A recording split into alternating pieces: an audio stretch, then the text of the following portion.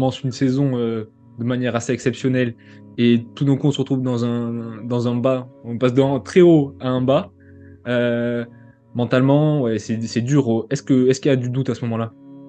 Ah oui, il y a eu beaucoup de doutes sur savoir est-ce que je vais réussir à avoir ce que j'avais déjà eu, est-ce que j'ai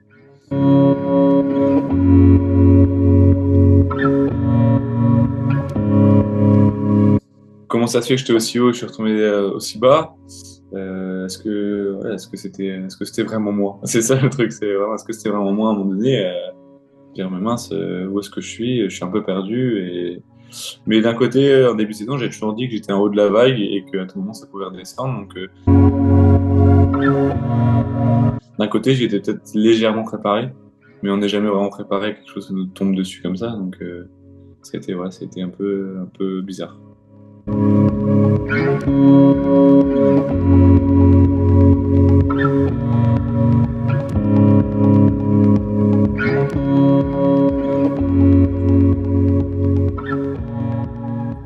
Bon, et bonjour Kevin. On vous avait quitté mi-octobre sur la Veneto Classique. Bon, déjà comment ça va et est-ce que vous pouvez nous dire ce qui s'est passé depuis? Bah, écoutez, ça va. Depuis, bah, il y a eu la coupure, donc là, un peu de ressources, de reprendre entre guillemets des forces avec ses proches. Et là, on va déjà commencer à reprendre le vélo. Vous avez réalisé un gros début de saison avec quatrième place à l'Étoile de Bessèges, vainqueur du Tour des Alpes-Maritimes et du Var, deuxième de la Route Adélie de Vitré, vainqueur du Tour du Jura. Euh, Qu'est-ce qu'on retient de cette première partie de saison qui, sur le papier en tout cas, est excellente? Bah, je retiens beaucoup de satisfaction, donc voilà, en premier lieu. Ensuite, voilà, je suis content de la régularité que j'ai pu avoir et des sensations que j'ai pu avoir sur ces courses-là, et aussi voilà, d'avoir pu apprendre à mieux courir et apprendre à gagner, tout simplement. Donc c'était voilà, vraiment ça a montré un bel hiver et voilà, une bonne voilà, de mettre en application tout ce que j'avais pu apprendre dans la saison 2022. Donc, c'était vraiment quelque chose de très satisfaisant. Hmm. Si vous devez retenir le moment fort de votre saison, ce serait lequel?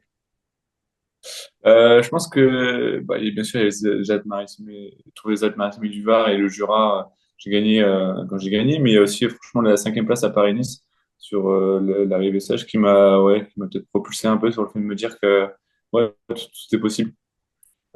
C'est ça qui m'a vraiment fait du bien. Ok. Puis il y a eu cette deuxième partie de saison aussi où, pour le coup, ça a été un peu plus compliqué. Ça a commencé avec la blessure au Tour de Romandie.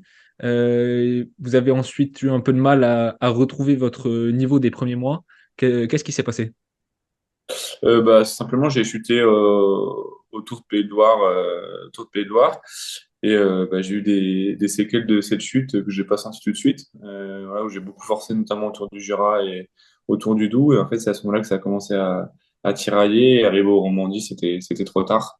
Donc ensuite, voilà, j'ai eu une tendinopathie au niveau du psoas, donc tout de suite parti bah, en soins et en kiné, et du coup en repos. Ça a été une période assez compliquée parce que ouais, passer un peu de super sensations à plus grand chose, c'était pas facile à vivre. Et après voilà, dès qu'il y a eu la reprise, bah retrouver un niveau, c'était compliqué parce que 2 mois sans vraiment rouler, à part des 1h30 à 150 watts, c'est très peu. Donc ça a été plus compliqué, voilà, en passant des sensations que j'avais eues au début à reprendre des sensations beaucoup plus amoindries. C'était ça qui a été, je pense, le plus dur. C'était peut-être plus dur encore psychologiquement. Ouais. Est-ce que justement dans cette période où on commence une saison de manière assez exceptionnelle et tout d'un coup on se retrouve dans un bas, on passe d'un très haut à un bas, euh, mentalement, ouais, c'est dur. Est-ce qu'il y a du doute à ce moment-là? Ah oui, il y a eu beaucoup de doutes sur savoir est-ce que je vais réussir à avoir ce que j'avais déjà eu, comment ça se fait que j'étais aussi haut et que je suis retombé aussi bas. Est-ce que c'était vraiment moi? C'est ça le truc, c'est vraiment est-ce que c'était vraiment moi à un moment donné? Dire mais mince, où est-ce que je suis? Je suis un peu perdu mais d'un côté, en début de saison, j'ai toujours dit que j'étais en haut de la vague et qu'à tout moment ça pouvait redescendre. Donc d'un côté, j'étais peut-être légèrement préparé, mais on n'est jamais vraiment préparé à quelque chose qui nous tombe dessus comme ça. Donc c'était un peu bizarre. Mhm. Dans cette période compliquée, il y a notamment eu la Vuelta, qui était votre premier grand tour. Vous avez abandonné au cours de la 15e étape, pardon. Qu'est-ce qu'on retient de cette expérience pour la première fois sur une course de 3 semaines? Bah, de l'apprentissage, voilà, que je pense que c'est aussi une bonne chose que je arrive sur un objectif ou une si grande course avec en fait le psychologique qui est beaucoup plus amoindri et même le physique qui est pas à 100%. Donc ça m'a permis aussi de prendre la course d'une autre vision et peut-être que ouais, je pense que ça me servira dans les années à venir. Voilà, un grand tour, c'est pas rien, on peut pas y aller en claquant des doigts, donc c'est peut-être un mal pour un bien. Mhm. Et justement, en parlant des prochaines années, 2024 arrive maintenant à grands pas. Au début de la saison est dans à peine un peu plus d'un mois. Euh, Est-ce que vous avez déjà une idée de votre programme? Quand est-ce qu'on verra votre retour à la compétition? Quel grand tour? Est-ce qu'on peut avoir des petites des informations là-dessus? Ah bah, pour l'instant, on n'en a aucune. Voilà, mais moi, voilà, on a des petites idées des trams et tout ça, mais on n'a vraiment aucune certitude. On a un stage dans une semaine et demie en Espagne pour voilà, justement caler vraiment le programme avec tous les coureurs. Donc, pour l'instant, on ne sait pas. Après, bien sûr, j'ai des souhaits que j'aimerais faire. Donc, voilà, faire un début de saison un peu similaire à l'année dernière. Je pense que c'était quelque chose qui était super sympa de courir en France. C'est vraiment quelque chose que j'ai bien aimé. Faire les reconnaissances et aller sur des routes que je connaissais, c'est toujours sympa. Donc voilà, c'est un peu, on sait pas encore, mais on a des petites idées. Oui, parler des routes françaises. Est-ce que en juillet, vous aimeriez bien rouler sur les routes françaises? Bah pourquoi pas, hein. C'est une arrivée à Nice et un départ pas très loin de la maison. Ouais, c'est un souhait que je voudrais peut-être faire. Voilà, j'ai fait la Vuelta, même si j'ai pas fini. Pourquoi pas le step au-dessus, ça serait le Tour de France. Après, voilà, savoir à quelle direction sportive, qu'est-ce qu'ils vont choisir et c'est à eux de prendre la décision. Mhm. Ouais, enfin, en tant comme on n'est pas à l'intérieur des équipes, est-ce que vous pouvez un peu nous expliquer comment ça se passe justement sur la décision des programmes? Est-ce que vous avez vraiment votre mot à dire ou c'est vraiment la direction sportive qui tranche dans tous les cas? Bah, c'est simple, on a une réunion début octobre. On a voilà, 2 jours avec l'équipe pour faire plusieurs choses, des essayages, tout ça, et notamment un rendez-vous avec les directeurs sportifs et notre entraîneur et le patron Emmanuel Hubert.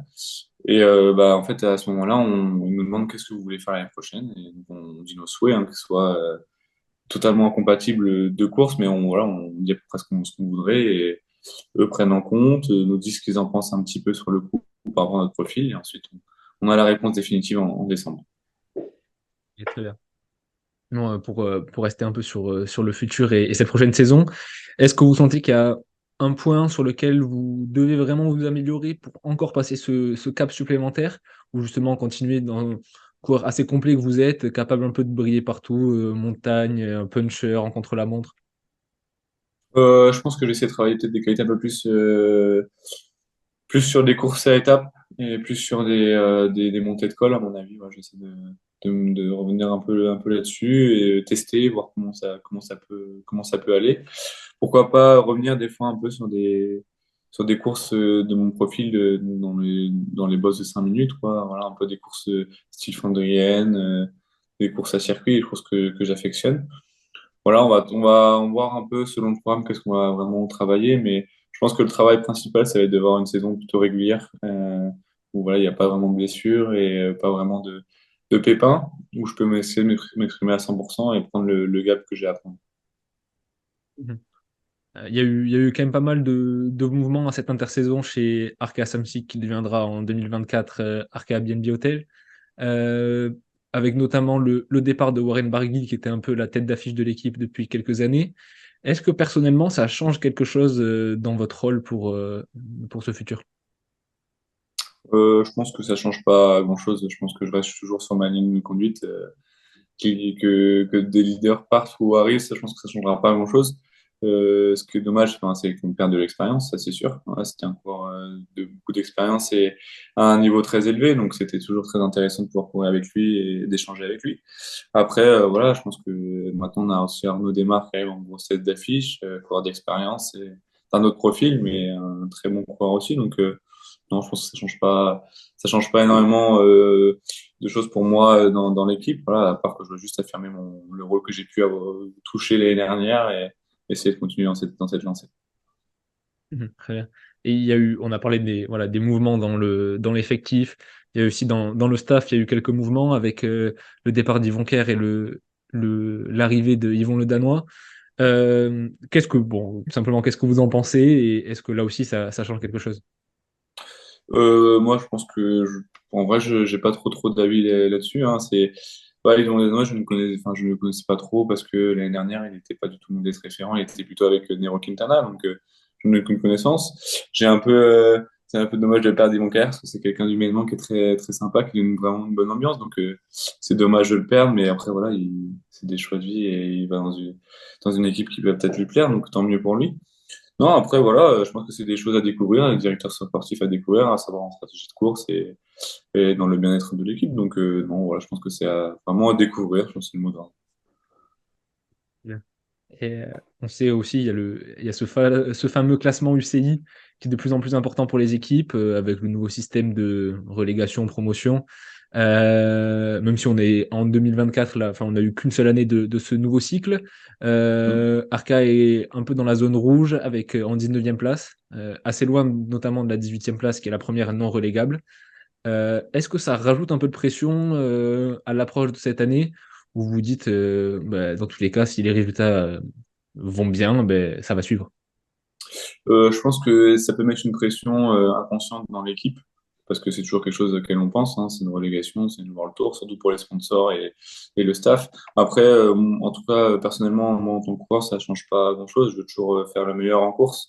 Et faire le meilleur en course, c'est faire des points pour ne pas être relégué. Donc, je pense que ça va avec. Hein. Il faut juste avoir un cercle vertueux et continuer dans une bonne dynamique pour voilà, pas avoir ça, pas avoir de problème de relégation. Donc, non, je pense que ça n'a pas trop d'incidence sur le sportif en soi-même. Faut juste faire les meilleures courses possibles, comme chaque coureur veut faire, gagner des courses. Donc, voilà, les points, c'est ce qui vient avec. Bon, et bien, quels sont factuellement vos prochains rendez-vous, date de stage, peut-être présentation d'équipe? Où est-ce que vous en êtes là dans votre préparation? Bah là, on a du coup ce week-end la journée des supporters, donc qu'on accueille au Glace Arena à côté de Rennes. Donc c'est là où on va pouvoir rencontrer un peu nos supporters, tous ceux qui nous supportent, qui supportent l'équipe Arkea Samsic. Donc un moment de rencontre très important pour l'équipe et pour les coureurs. Et ensuite, on va partir voilà, en stage en Espagne, personnellement du 11 au 19 décembre, donc, pour remettre le pied à l'étrier avec l'équipe et faire un bon bloc d'entraînement. Très bien. Et bien, pour finir, qu'est-ce qu'on peut vous souhaiter pour ces prochaines semaines et ces prochains mois? Bon, un bon entraînement. Bon, c'est bien. Eh ben, merci beaucoup d'avoir accordé cette interview à Cyclisme Actu. On vous souhaite justement une bonne saison et bon courage, des victoires, des résultats et tout ce qui va avec. Merci beaucoup. Merci à vous aussi.